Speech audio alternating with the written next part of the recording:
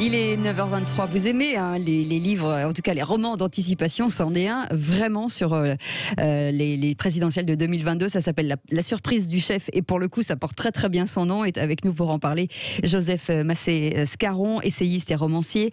Et vous avez dirigé, pour les gens qui ne le sauraient pas, le Figaro Magazine, le Figaro Littéraire, Marianne. Et vous avez bien sûr collaboré à de nombreuses émissions audiovisuelles. Merci d'être avec nous et bonjour. C'est moi qui vous remercie. Oui. Et avant d'aborder votre roman en tant que tel, un mot quand même sur ce qui s'est passé hier, cet épisode, La Gifle, qui pourrait très bien être dans votre livre, puisque vous évoquez d'ailleurs des moments de tension. Je ne vais pas tout dévoiler, on en parlera aussi dans un instant. Mais est-ce que vous trouvez que cette gifle a affaibli un petit peu, c'est la question que l'on pose, la fonction de président de la République, en fait, hier, à travers ce qui s'est passé hier? Alors, oui, bien sûr, ça affaiblit. Moi, ce que je vais prendre, j'ai essayé de faire juste un pas de côté et de regarder. Moi, ce qui me frappe, c'est que ce que ça démontre pour moi, en tant qu'ancien journaliste politique, c'est l'absence de protection. L'absence de protection. C'est-à-dire que très souvent, en fait, le déficit d'autorité, ça entraîne un affaissement de la protection. Et cet affaissement de la protection présidentielle. Et c'est ça qui me frappe. Il est entouré quand même, il y a des agents autour de lui. Il est entouré de très loin. Il est entouré en fait de très loin. Mais il court en même temps, Emmanuel Macron. Il court vers là. Bien sûr, il court. Et les personnes autour de lui, ces gardes du corps, ne l'empêchent pas justement de courir. Ils ne l'empêchent pas. Mais il a toujours été au contact. Il a toujours été en contact. Alors, on me dit, c'est parce qu'il y a un surcroît de proximité. Non, c'est pas le surcroît de proximité. Mitterrand, enfin, vous le savez très bien que moi, il allait voir les bouquinistes, il serrait des mains. Enfin, c'était juste bon. Mais non, ce qui me frappe, c'est quand même juste garder, parce que tout a été dit et très bien dit, notamment par Elisabeth Lévy, par les gens que vous avez vus avant. Mais moi, ce qui me frappe, c'est ce déficit de protection. Et ce déficit de protection montre justement que tout est possible et que tout peut arriver. Oui.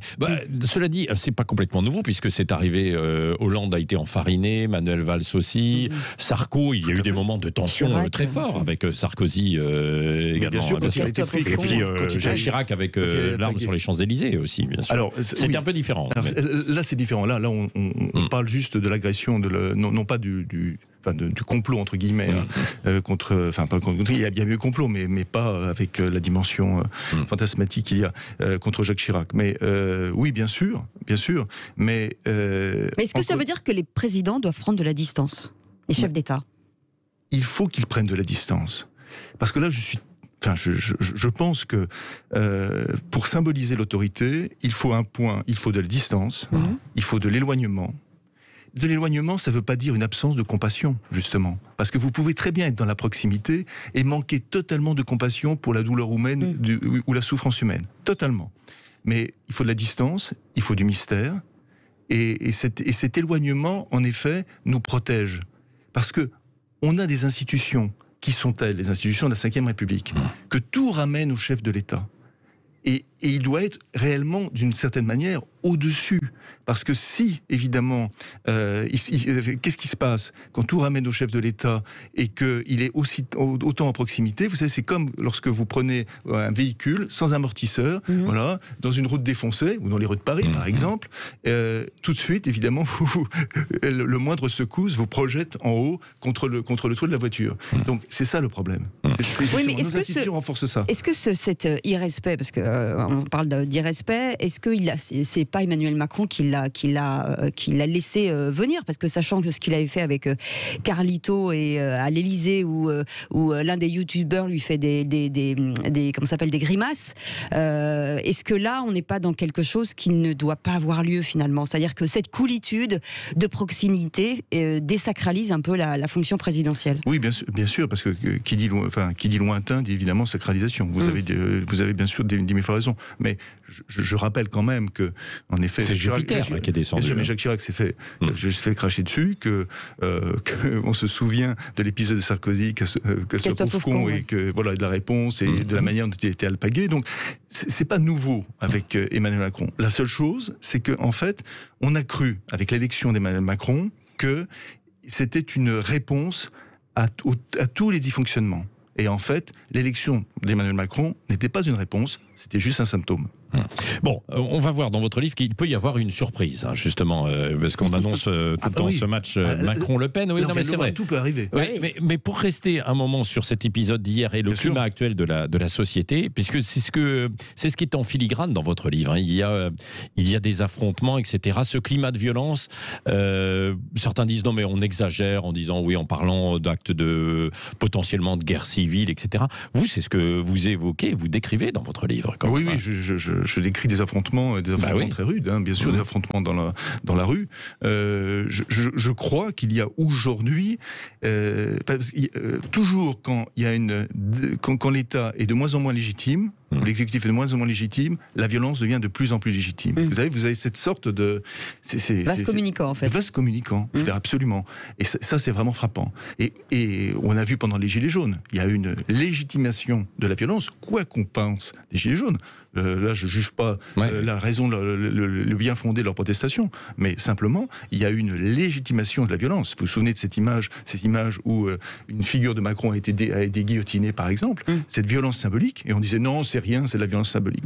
Non, cette violence symbolique, bien sûr, à un moment donné, elle vient forcément une violence réelle. Oui, donc dans ce roman, je décris une violence... avec des actes, bien sûr. Alors, il y a une montée, c'est crescendo, hein, bien sûr, mais... Oui. Et cette violence, elle n'est pas simplement, elle n'existe pas simplement en France. Elle existe partout. Voilà, existe partout. Parce que aujourd'hui, c'est une des raisons du tout est possible. Aujourd'hui, l'internationalisation, en tout cas des échanges, c'est évidemment l'internationalisation aussi des risques, voilà, et de la violence.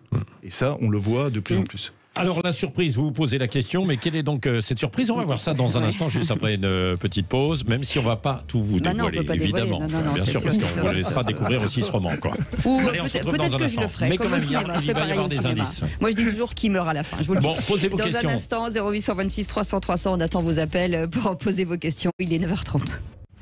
Le Grand Matin Sud Radio, 7h-10h, Patrick Roger, Cécile de Ménibus. À 9h33, vous annonce officiellement la surprise du chef. On vous dira pas quoi, mais ça restera une surprise si vous achetez ce livre aux éditions de l'Observatoire.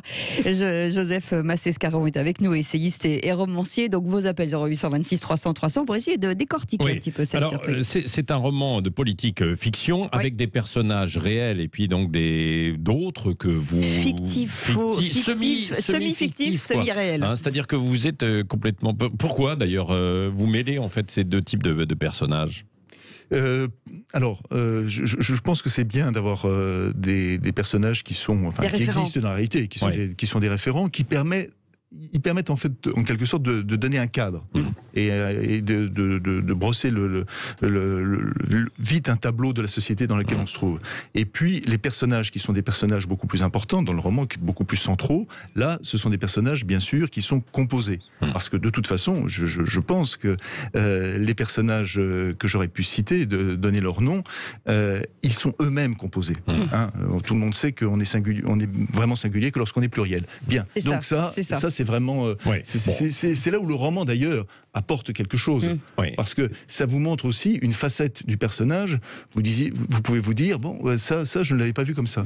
Pourquoi alors d'où vous est venue cette idée, la surprise du chef? Parce que vous ne croyez pas justement à ce Macron-Le Pen en 2022? Vous pensez qu'il peut y avoir une autre personne? Donc comme vous l'expliquez. Je pense qu'il peut y avoir une autre personne, mais je crois surtout qu'on est vraiment aujourd'hui que tout peut arriver. Tout peut arriver. Vous savez, tous nos experts en expertologie qui passent leur temps à vous dire, voilà, ça va être ceci, ça va être cela, voilà comment ça va se passer. Franchement, je n'arrive pas à comprendre parce qu'ils se sont trompés tellement de fois, mais vraiment tellement de fois. Quand je regarde par exemple les sondages, les seuls sondages, moi, que je retiens, ceux qui étaient avant la dernière élection présidentielle, c'était les sondages qui, en été 2016, vous montraient très clairement que personne ne voulait d'un affrontement Hollande-Sarkozy. Ça, c'était les seuls qui tenaient. C'est bien simple, c'était le seul. Tout le reste, c'était le yo-yo, puis alors on se disait, est-ce que Juppé va y arriver? Est-ce que peut-être Fillon a une chance, etc. etc. Et là, je crois qu'il y a réellement une majorité de Français, une immense majorité de Français qui ne veut pas. Donc ça, c'est bis repetita. Voilà, qui ne veut pas. Et quand vous dites tout est possible, c'est-à-dire, qu'est-ce qui est du domaine du possible dans ce cadre-là? Alors, dans le domaine du possible, c'est là aussi. Alors, ce roman, en grande partie, prend place dans, on va dire, l'univers de la droite. Oui, complètement. Du centre droit à la droite radicale. Ce que je pense, c'est que ces élections régionales vont encore montrer que la droite est majoritaire dans ce pays, de même que au municipal, on a vu que la droite était majoritaire dans ce pays. C'est ce que ça va montrer encore. Donc, s'il y a une surprise, elle va venir de ce terreau-là. Elle va venir de ce paysage politique-là. Mais faut-il encore qu'elle soit incarnée, cette droite? Et encore faut-il qu'elle soit incarnée. Peut-être justement qu'elle est déjà incarnée. C'est aussi une des hypothèses du livre. Mais sur Emmanuel Macron, parce qu'on dit toujours que il est sorti du chapeau en 2 secondes, alors qu'il avait vraiment anticipé sa campagne, et finalement on se rend compte que ça faisait des années et des années qu'il voulait devenir président, qui a été élu par le prisme des réseaux sociaux. Est-ce que ça veut dire qu'aujourd'hui c'est plutôt le naturel ou le terrain qui va voter plutôt que les réseaux sociaux? Ça me fait plaisir votre question. Je vais vous dire pourquoi ça me fait plaisir. Moi, j'ai une thèse personnelle. C'est-à-dire que les élections présidentielles sous la Ve République, elles se sont jouées avec 3 piliers plus ou moins importants. Soit c'était le parti, Jacques Chirac, François Mitterrand, soit c'était les réseaux, Giscard, Macron, etc., soit la sociologie électorale. Voilà. Là aussi, encore une fois, Mitterrand. Et là, ce que vous venez de me dire, c'est exactement ce que je pense. C'est-à-dire que oui, aujourd'hui, ce ne sera pas les partis. Parce que les primaires les ont tués. Définitivement. Alors là, franchement, chapeau, j'applaudis. Vraiment, Terra Nova, ils ont joué le jeu. Vraiment, pour tuer toute vie démocratique dans le pays, ils ont parfaitement réussi. Donc ça... Alors que l'idée, à la base, pouvait être saine, quoi. Bon, moi, j'ai toujours été contre à cause de ça. Mais voilà, parce que je respecte trop le militant politique pour ça. Mais donc, les partis n'existent plus. Bon, les réseaux sont totalement déconnectés des réalités. Oui, et puis pas les réseaux sociaux là dont vous parlez. Pas les réseaux sociaux. Non. Voilà, c'est autre chose. Ce qu'on appelle les réseaux, c'est en effet le lobby, les petits réseaux, les sortes les affinités intellectuelles, les affinités électives, les copinages, etc., etc. Mais en revanche, la sociologie électorale, elle existe. Elle existe en effet, on la voit souvent sur les réseaux sociaux. Elle ne se résume évidemment pas aux réseaux sociaux, bien sûr, mais elle existe sur les réseaux sociaux. Oui, et je suis totalement d'accord avec Cécile. Oui. Et il y a une petite réflexion à l'intérieur qui est assez intéressante. Vous dites les révolutions ne naissent pas de la colère, parce qu'on parle beaucoup de la colère en ce moment, mais de la bêtise. Ça veut dire quoi? Ça veut dire qu'il peut y avoir un simple petit fait qui déclenche tout? Oui, c'est l'image célèbre. Battement d'ailes de papillon peut avoir des conséquences catastrophiques sur l'atmosphère. Je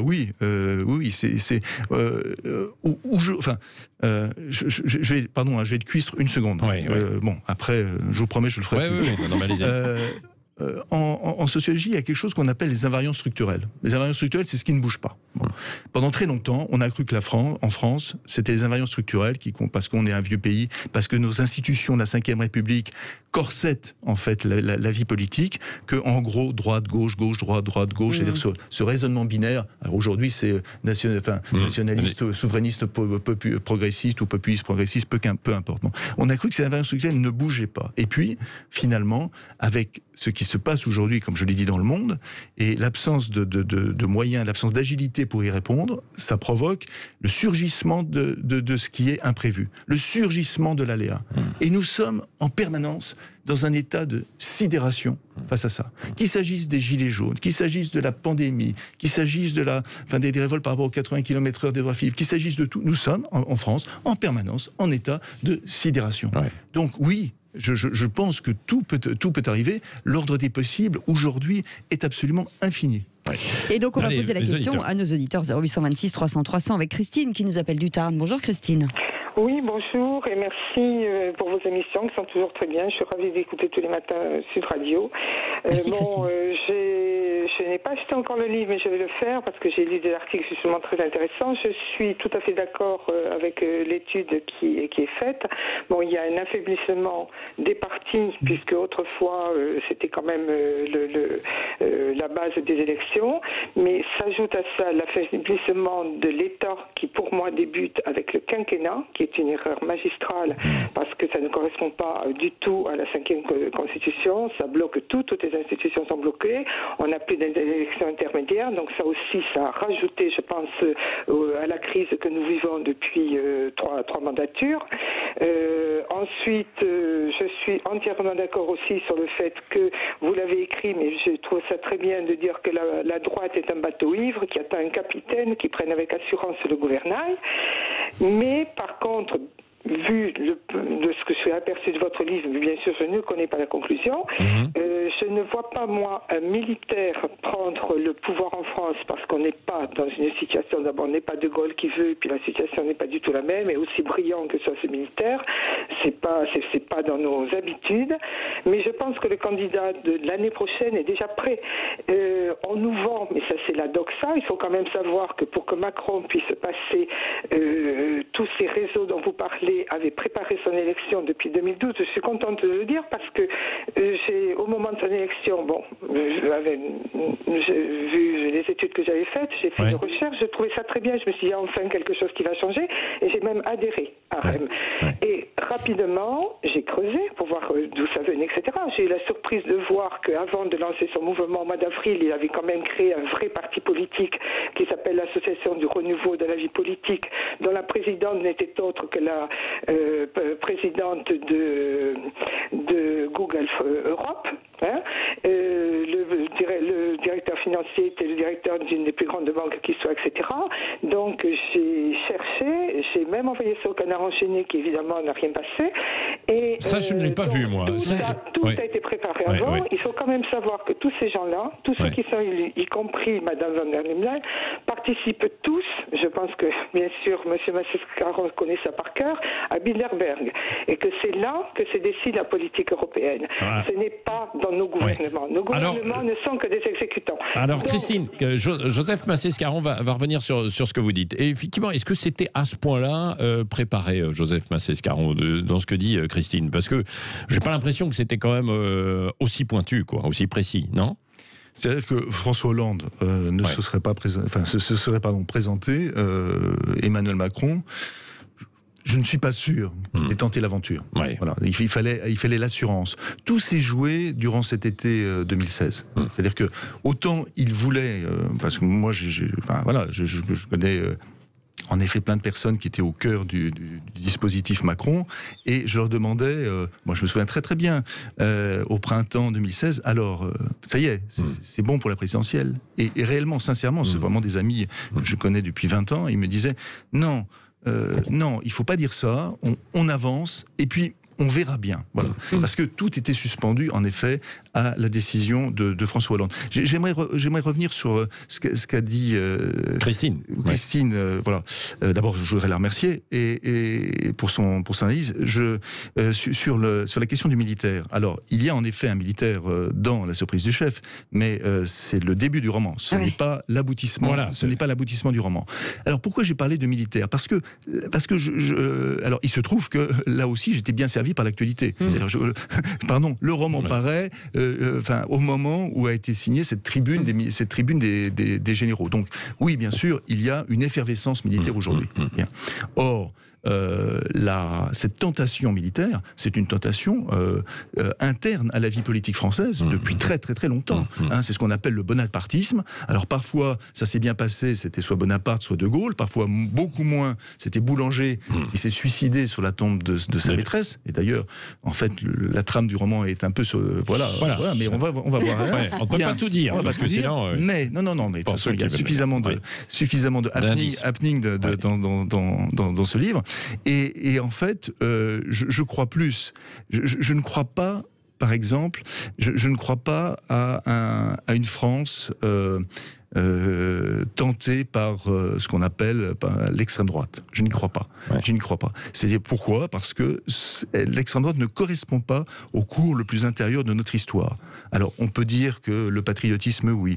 La xénophobie, oui. Voilà, je prends les termes, tout ce que vous voulez. Mais l'extrême droite, c'est autre chose. À l'inverse d'autres pays européens d'ailleurs. Elle n'appartient pas au cours le plus intérieur de notre histoire. La tentation, en effet, du général comme homme présidentiel, oui, voilà. Alors, c'est ce que j'ai fait dans ce livre, que j'ai voulu d'abord un livre drôle. Ouais. Un livre, bien sûr, un livre jubilatoire. Parce que, en fait, il s'agit moins dans ce livre, de politique fiction que de politique friction. C'est-à-dire d'astiquer évidemment tous ces personnages et de faire des portraits acidés. Allez, Pierre, mais en revanche, Christine, sur le reste, il faut toujours vérifier, etc. Moi, je ne suis pas absolument certain de ce qui a été dit, mais bon, il faut faire attention par rapport à ça et aux informations qui circulent. Pierre de Toulouse, quoi. Oui, bonjour. Bonjour Pierre. Votre réflexion, votre question. Soyons fous. Oui. Réaliste, je dirais qu'au deuxième tour, je vois un Zemmour de droite avec en face un Jean Lassalle centriste et humaniste. Voilà ce qui serait bon et qui changerait peut-être la donne. Vous allez loin. D'un côté, Zemmour, évidemment, c'est la droite, donc la nouvelle droite, on va dire, celle que l'on ne connaît pas, donc on aimerait découvrir. Et Jean Lassalle est tellement sympathique qu'on a envie de voter que les gens de gauche voteront Jean Lassalle. Voilà. Moi, c'est comme ça que je vois. Maintenant, je voudrais revenir sur la gifle. Je crois que la gifle donne le là de la campagne présidentielle, car elle secoue quand même le monde politique. Marine Le Pen, d'ailleurs, a raison de s'inquiéter au même titre que Jean-Luc Mélenchon, car ils sont des hommes politiques, à mon sens, impertinents. Voyez. Et le président Macron, quelque part, n'est que la victime collatérale de microcosme politique qui est complètement déconnecté de la France profonde. Et ce que l'on appelle les besogneux. Ils s'indignent justement du manque d'intérêt qu'on leur accorde et cela se traduit malheureusement par des dérapages isolés. Voyez. Et je crois surtout qu'on voit les limites de la jeunesse d'un président qui réagit beaucoup plus par spontanéité que par sagesse. Et lorsqu'il sort de sa voiture en courant, c'est sa jeunesse qui le trahit indirectement. Alors que si bien entendu il avait 55 ans ou 60 ans, il serait peut-être pas sorti aussi rapidement de sa voiture et les hommes qui sont chargés de le protéger auraient été bien en avance sur lui. Voilà. Merci Pierre de votre réflexion. Ça rejoint ce que vous disiez en fait tout à l'heure. Oui, tout à fait. Sur la sécurité, quoi. Alors, sur le. Là, c'est la double surprise. Oui, la double surprise. Non, mais Éric Zemmour et Jean Lassalle, je connais bien les deux. Je connais bien et l'un et l'autre, et j'ai souvent parlé et avec l'un et avec l'autre. Est-ce qu'un des deux a envie ? Les deux ont envie. Je pense que les deux ont envie. Maintenant, est-ce qu'ils le peuvent ? Moi, ce qui me frappe, c'est que dans cette présentation, il y a une part de vérité, avec Jean Lassalle, c'est-à-dire le fait, parce que peut surgir une personne qui apparemment ne figure pas vraiment dans le paysage politique, mais vous savez, c'est comme la lettre volée d'Edgar Poe. On s'aperçoit que la lettre volée d'Edgar Poe, finalement, elle est sur la cheminée. Et au bout de l'enquête, c'est-à-dire tous les enquêteurs, tous les spécialistes entre guillemets, sont allés dans la pièce, et puis finalement, elle était sur la cheminée. Donc peut-être que ce candidat, c'est la thèse d'ailleurs de ce roman avec lequel je joue, et existe déjà. Sur Éric Zemmour, moi, ce qui me frappe, c'est que il y a des hebdomadaires amis qui en permanence font leur une sur un jour Éric Zemmour, un jour le général de Villiers, un jour Michel Barnier, un jour Valérie Pécresse. Ils auront au moins raison peut-être une fois. Etc. Voilà. Et bien sûr, au bout d'un moment, ils vont tomber juste. Mais au-delà de ça, au-delà de la plaisanterie, ce que ça démontre, c'est que on cherche parce que ça ne nous, fondamentalement, ce duo qui finalement... Oui, je dis duo parce que c'est pas un duel. C'est pas un duel en fait. Entre Emmanuel Macron et Marine Le Pen, ça ne satisfait pas les Français. Oui, mais ce duo, est-ce qu'il n'existe pas parce qu'il n'y a rien d'autre à côté en fait ? C'est ça ? C'est la seule finalement incarnation, les seules incarnations qui soient vraiment reconnaissables ? Est-ce que c'est ça ou est-ce que c'est la présentation qu'on en fait ? Est-ce que c'est la présentation ? Pas vous ici à Sud Radio, parce que justement, avec le Parlons Vrai, vous ne vous gênez pas pour dire le roi est nu, je veux dire en permanence. Donc franchement, non. Est-ce que ce que j'ai appelé les experts en expertologie, est-ce que c'est pas eux qui nous font croire cela en permanence et qui ne font pas les bonnes analyses, mais même les bonnes analyses politiques. Vous savez, c'est emmerdant parfois aussi de faire des bonnes analyses politiques. Par exemple, dire qu'aux dernières municipales, un des grands vainqueurs, c'est l'UDI. D'abord, personne ne sait ce que c'est l'UDI. Vous n'allez pas faire les gros titres là-dessus. Et pourtant, en termes d'élection, c'est vrai. Allez, tout est possible. Présidentielle 2022, la surprise du chef. Merci. à lire. Joseph Massescaron, c'est aux éditions de l'Observatoire.